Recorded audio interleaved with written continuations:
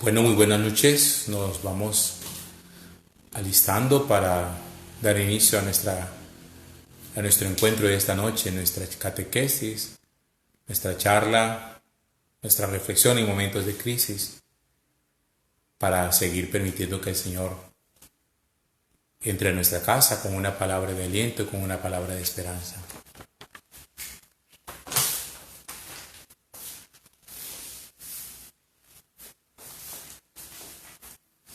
Muy buenas noches a todos. Quiero saludarlos en el nombre del Señor Jesús. Gracias por permitirme estar una vez más en sus hogares compartiendo con ustedes algo de la palabra de Dios, una palabra llena de esperanza, una palabra llena de fe. Estoy una vez más aquí junto a la imagen de San Rafael Arcángel, el protector de la vida matrimonial, de la vida familiar, pero también el custodio, el guardián de nuestra salud. A Él nos encomendamos, a Él encomendamos a todos los enfermos del mundo entero, los de nuestro país. Ya son aproximadamente 550 personas contagiadas.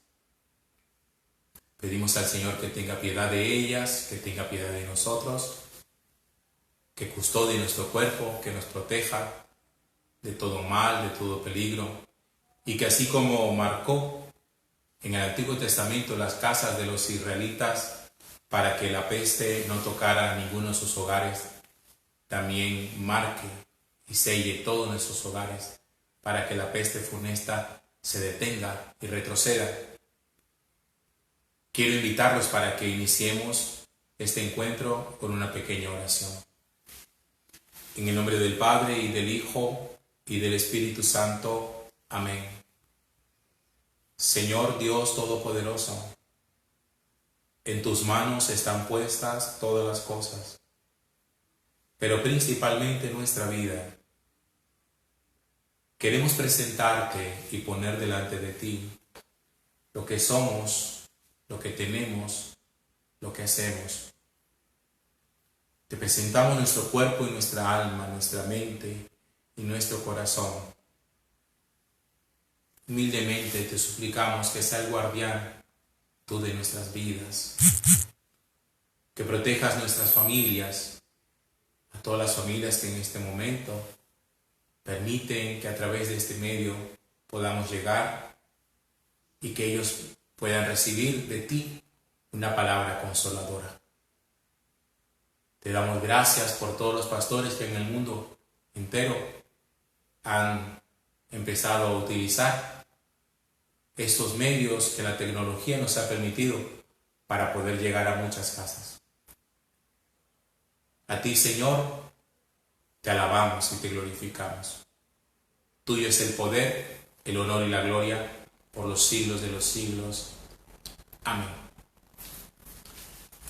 Para compensar la reflexión de hoy, yo quiero compartir un poco esa hermosa experiencia que en las horas del mediodía de Colombia hemos vivido con el Papa Francisco, que desde la ciudad de Roma y desde una plaza absolutamente solitaria ha estado caminando un largo trayecto para llegar hasta el templete donde hizo la reflexión, la homilía y en donde pudo dar con el Santísimo Sacramento la bendición Urbi et Orbi, es decir, una bendición para la ciudad de Roma y para el mundo entero, donde muchísimos de nosotros pudimos conectarnos, muchos de ustedes se conectaron frente al televisor de su casa y vimos fotografías, registros de personas que justo en el momento en el que el Papa estaba dando la bendición, se pusieron de rodillas para recibir la bendición con el mismo Jesucristo sacramentado. Yo quiero, tal vez atrevidamente, intentar como interpretar con ustedes un poco más aquellas palabras que el Papa tan bellamente nos dijo en la homilía de hoy. Pero para ello, yo primero quiero compartir un texto del Evangelio de San Mateo, del cual el Papa hoy tocó varios aspectos. Quiero que lo vamos a escuchar con muchísima atención. En aquel tiempo, Jesús subió a la barca y sus discípulos le siguieron. De pronto se levantó en el mar una tempestad tan grande que la barca quedaba tapada por las olas, pero él estaba dormido. Acercándose ellos le despertaron diciendo: Señor, sálvanos que perecemos. Él les dice: ¿por qué tienen miedo, hombres de poca fe? Entonces se levantó, mandó los vientos y al mar, y sobrevino una gran calma. Y aquellos hombres maravillados decían: ¿quién es ese que hasta los vientos y el mar le obedecen? Palabra del Señor. Gloria a ti, Señor Jesús. Yo quiero referirme a algunas de las frases que el Papa, durante su reflexión al mundo entero, a los católicos, nos pronunciaba y nos compartía desde su corazón. Yo pienso que independientemente de quienes lo hayan escuchado, sean católicos o no católicos, nosotros podemos descubrir en Francisco un hombre reflexivo, enteramente de Dios, capaz con sus palabras de hombre sabio, con todos los años que tiene, con toda la ponderación y con la calma y con la experiencia que le ha dado la vida del Espíritu, de poder dar un mensaje para toda la humanidad, para los creyentes y para los hombres de buena voluntad. ¿Quiénes son los hombres de buena voluntad? Aquellos que sin creer en Cristo, aquellos que sin ser cristianos católicos, son capaces de tener el corazón abierto para poder escuchar todo lo que les sirva. Decía el Papa en su homilía: nos encontramos asustados y perdidos. Al igual que los discípulos del Evangelio, nos ha sorprendido una tormenta. En esta barca estamos todos. Esta barca en la que navegamos, nadie puede sentirse que está fuera de ella, porque esta barca es el mundo entero. Y es una barca que sin lugar a dudas se ve amenazada ahora, y en la cual ninguno puede decir me voy a bajar, porque bajarse no serviría absolutamente de nada, y tampoco podemos ser indiferentes cuando esta barca empieza a hacer agua por alguno de sus agujeros, o de pronto pensar que el agujero no está del lado de nuestra embarcación, sino que está allá tal vez en la popa, en la parte de atrás, y que los de atrás son los que tienen que arreglárselas y que ellos son los que se van a hundir. Al igual que los discípulos del Evangelio, dice el Papa, nos ha sorprendido una tormenta, nos ha sorprendido un virus que a toda vista ha resultado letal, que ya ha cobrado miles de muertes en el mundo entero y que tiene a otros miles y miles de personas contagiadas. En esta barca tenemos que aprender a ser absolutamente solidarios, olvidar cuál es nuestra lengua, cuál es nuestra raza, cuál es nuestra nación, cuál es la fe que profesamos. Aquí todas esas cosas son superadas y tenemos que aprender, interpreto yo con el Papa Francisco, tenemos que aprender a ser solidarios los unos con los otros. Porque donde quiera que vamos, podemos ser portadores del COVID-19, pero también podemos ser receptores. Eso significa que nos tiene que interesar el que el virus no se propague, teniendo nosotros la responsabilidad que nos compete de impedir que eso suceda. Hemos tenido las autoridades que junto con los investigadores y los científicos nos han dado las recomendaciones pertinentes para que este virus pueda empezar a bajar en su expansión. Hoy muchos en Colombia, por lo menos en nuestro país, lo hemos ido entendiendo. Son muchos otros los que tal vez creyéndose que son inmortales, que no les va a pasar absolutamente nada, o pensando que no están en esta barca montados, retan la vida, retan la muerte y osadamente salen exponiéndose a contagiar a los demás o a contagiarse. Dice después el Papa, Jesús, después de calmar las aguas, se dirige a los discípulos. ¿Por qué tienen miedo? ¿Acaso no tienen fe?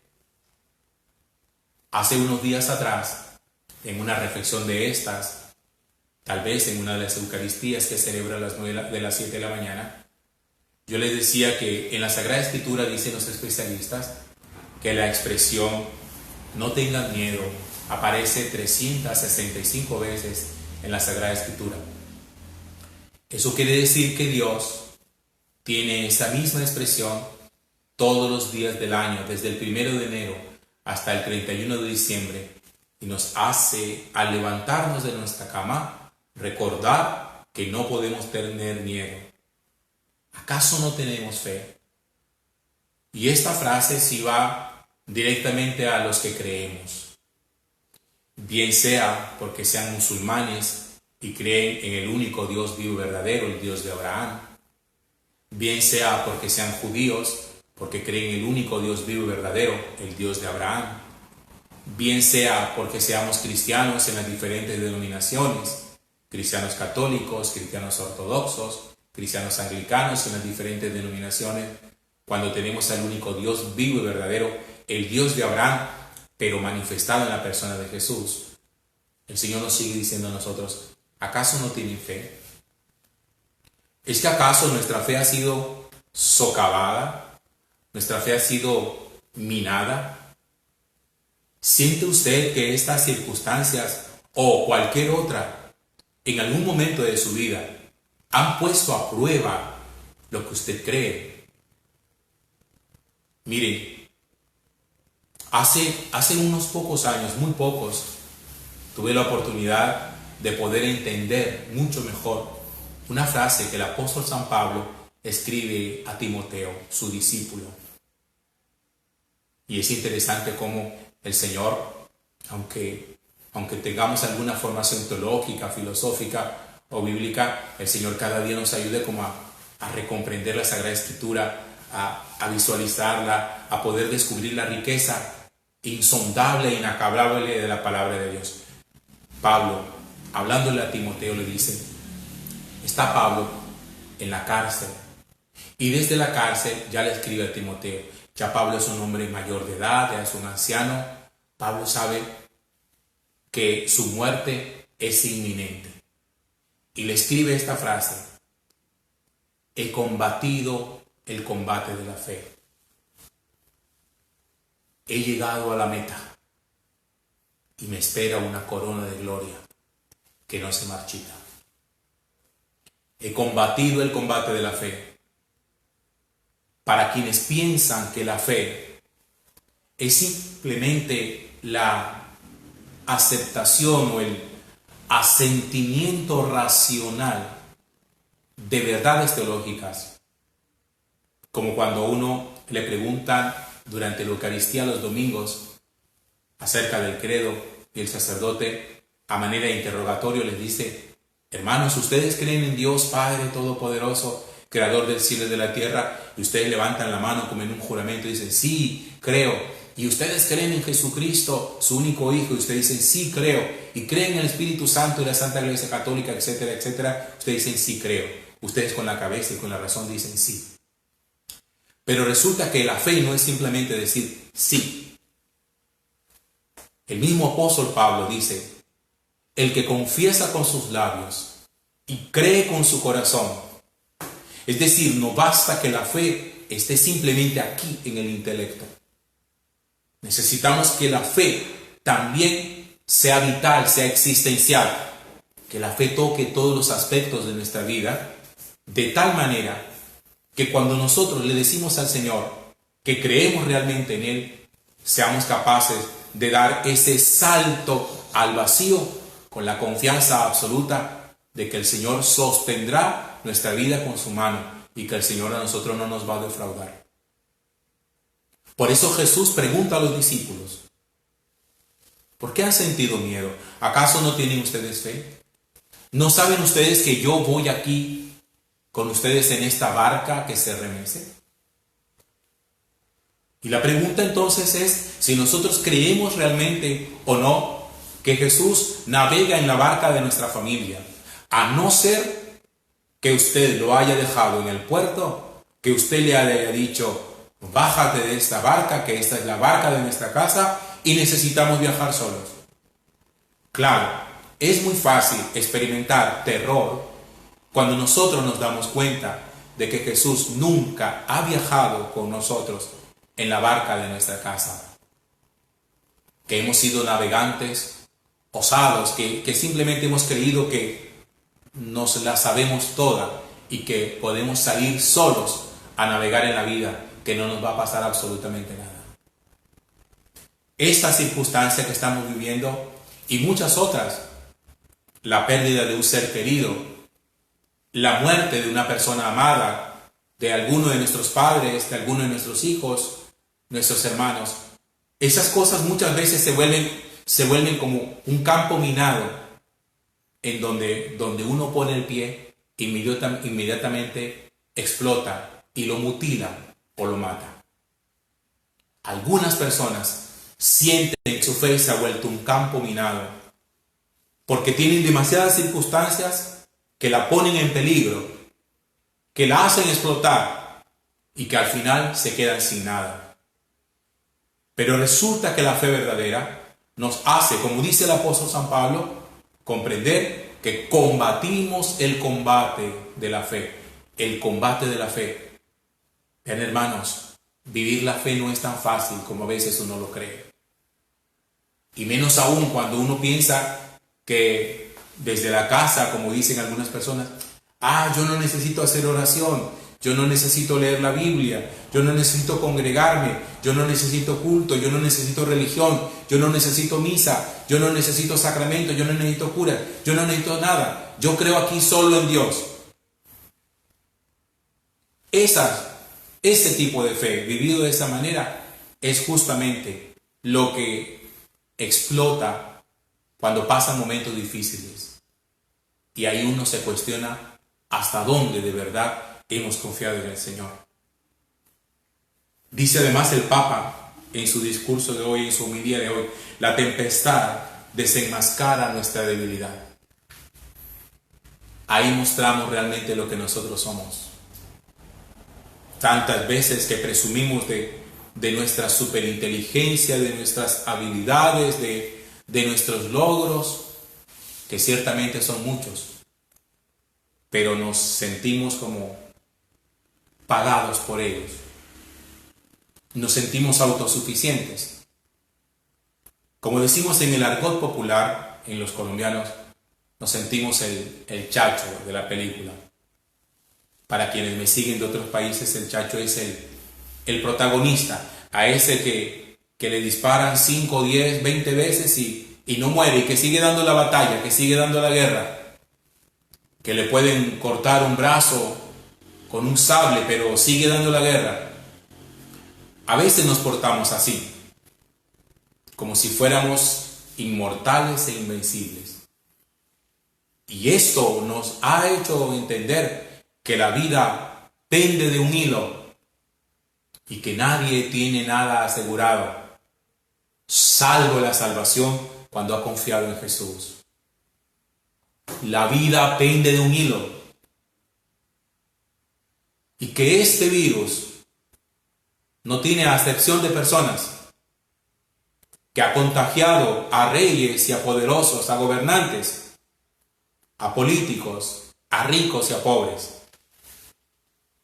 Que en Inglaterra el príncipe Carlos ha dado como positivo del COVID-19.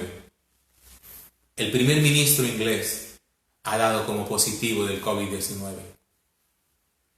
Artistas de nuestro país, gente del común, gente de la calle, gente sencilla, los pobres, pero también los poderosos, los dueños de grandes empresas.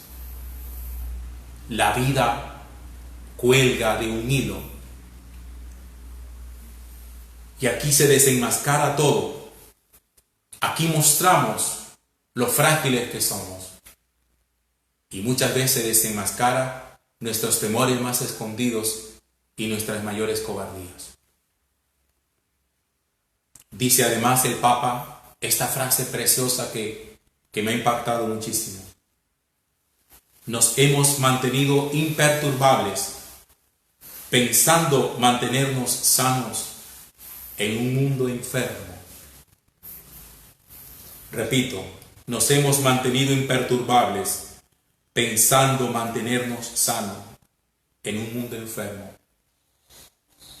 Nuestro planeta, nuestra casa común, como la llama Francisco, clama también para que sea restituida su estabilidad, para que paremos el modo como estamos tratando esta casa común, como si nos perteneciera de manera absoluta y como si pudiéramos destruirla a nuestro antojo, simplemente porque tenemos un documento que nos acredita como dueños de tantas hectáreas, de tantas cientos de miles de hectáreas, y pensamos que efectivamente, porque tenemos un simple papel que dice que somos dueños de esas hectáreas, creemos que somos dueños absolutos. Ninguno es dueño absoluto de nada. Creo que se lo dije anoche. Somos simplemente administradores de los bienes que Dios ha puesto en nuestras manos. El planeta está enfermo. Y fíjense cómo este confinamiento legalizado por el Estado de alguna manera está logrando que las playas, que las ciudades, el aire contaminado vuelva a su estado normal, se descontamine. Que las playas vuelvan a recuperar su limpieza y su color. Que el planeta se descontamine. Nosotros no podemos pretender vivir sanos en un planeta enfermo.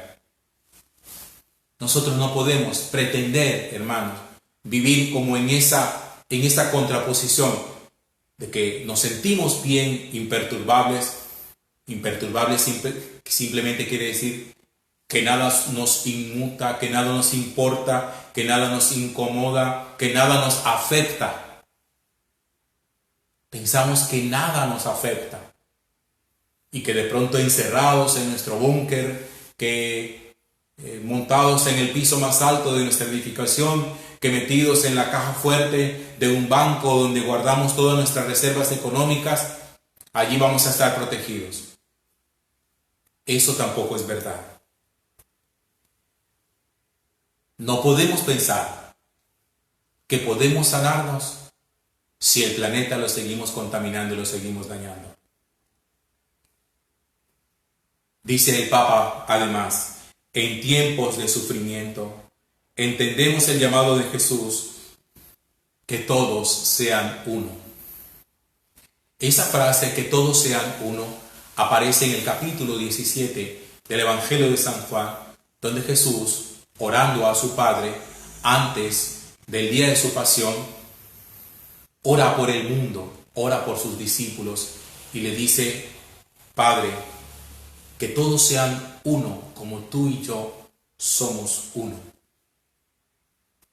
Ahora, independientemente, como les decía hace algunos minutos, de nuestra fe, la unidad que busca el Señor también en este momento no es simplemente la unidad de fe, que ya de por sí es valiosa, sino la unidad de criterios, que seamos una sola fuerza, que nos unamos los países del norte y del sur, que nos unamos los habitantes de la ciudad, del norte y del sur, que nos unamos entre los pobres y los ricos, entre los blancos y los negros, hombres y mujeres, niños y ancianos, en una sola fuerza común para poder juntos vencer esto.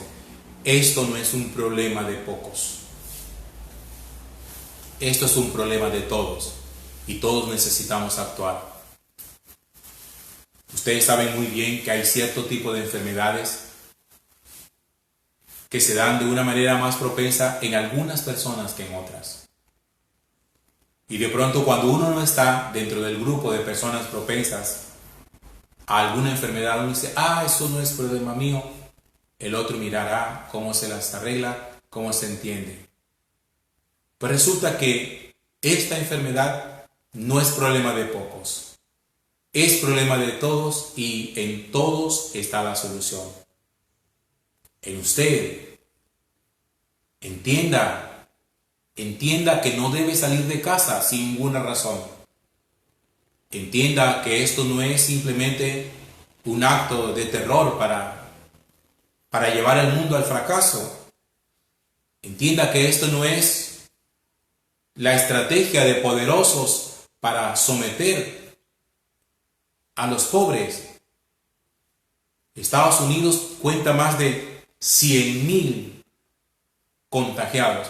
Una nación que ha presumido siempre de poderosa, de luchadora y de inteligente. En Italia, en el día de hoy se han contado más de 1,000 muertos, solo el día de hoy. En España, 700 muertos, solo el día de hoy. En Colombia, nuestro país, 550 personas contagiadas. Y nosotros no tenemos ni los recursos, ni tenemos la estrategia, ni tenemos la tecnología, ni tenemos todo el equipamiento para poder afrontar una situación de esta que al desbordarse de nosotros, al salirse de nuestras manos, no tendríamos nosotros cómo enfrentarla, cómo parar. Si esos países que llamamos desarrollados la han visto difícil para poder enfrentar esto, imagínese en nuestro país. Sea consciente que esto también es su responsabilidad. Que todos sean uno, la frase de Jesús, también aplica para esta emergencia. Hay una cosa más que el Papa dijo y que yo quiero traerla también a colación para poderlas compartir con ustedes. Decía el Papa, la oración y el servicio silencioso son nuestras armas. Qué frase tan bella, la oración y el servicio silencioso. Allí donde nos han criticado, donde nos han cuestionado, donde nos preguntan permanentemente, ¿y la iglesia, qué está haciendo la iglesia? Las armas de la iglesia son la oración, el servicio silencioso, ese que no se anda pregonando con trompetas, ni que se anda divulgando en las redes. En la iglesia, los que sirven viven el anonimato. En la iglesia, los que sirven, su nombre nunca es reconocido por el mundo, porque no necesita ser reconocido por el mundo. Porque Jesús dice, ¿de qué te sirve a ti orar para que todo el mundo te vea? O hacer el bien para que todo el mundo te vea y andar tocando trompetas para que todo el mundo se dé cuenta y te aplaude y te felicite. Si eso es lo que tú quieres, si tú haces el bien y te grabas y tomas fotografía y tomas videos y los publicas en la red para que la gente te felicite, ya ganaste tu premio. Y no puedes esperar del Señor nada. La gente que hace el bien no la publica, ni en las redes, ni en ninguna parte. El cristiano hace el bien silenciosamente. Y el cristiano, desde el silencio de su corazón, ora a Dios y clama a Dios. Y esa oración se convierte en el arma de muchísimas personas que hoy están trabajando públicamente para seguir dándoles a ellos la fuerza espiritual que necesitan. El destino de los mártires y de los santos es vivir en el anonimato. Los verdaderos santos y auténticos mártires son anónimos. Ni usted ni yo los conocemos. Son gente que se consume y hace el bien en el silencio y que no lo andan presumiendo por ninguna parte. Miles de misioneros, de familias cristianas, misioneras en África, en Asia, en nuestro país. Gente que hace el bien, que tiende la mano, pero que no lo anda grabando en las redes para que todo el mundo los aplauda. ¿Usted quiere hacer el bien? Acepte ser anónimo. Acepte ser anónimo. Y que lo que usted hace solamente lo vea el Señor. Y que el Señor le conceda el premio. Finalmente, dice el Papa, abrazar la cruz del Señor es animarse a abrazar todas las contrariedades del tiempo. Los que abrazamos la cruz del Señor estamos dispuestos a abrazar las dificultades. El Señor nos ha dicho, yo he vencido al mundo. Y no olvide que al usted estar dispuesto a amarle, está también dispuesto a decirle, Señor, en ti asumo con fortaleza todo esto porque sé que tú me sacarás adelante. Gloria al Padre, y al Hijo, y al Espíritu Santo, como era en el principio, ahora y siempre, por los siglos de los siglos. Amén. Muchísimas gracias a todos por permitirme entrar a su casa. A las 9 de la noche en punto nos volveremos a ver. Permítanme entrar a sus hogares. Estaremos transmitiendo desde el templo principal, el altar mayor, donde tenemos expuesto a Jesús Eucaristía, para cerrar la jornada y para dar gracias a Dios. Mañana sábado y el domingo, la Eucaristía será a las 8 de la mañana. Dios les bendiga. Gracias por estar con nosotros.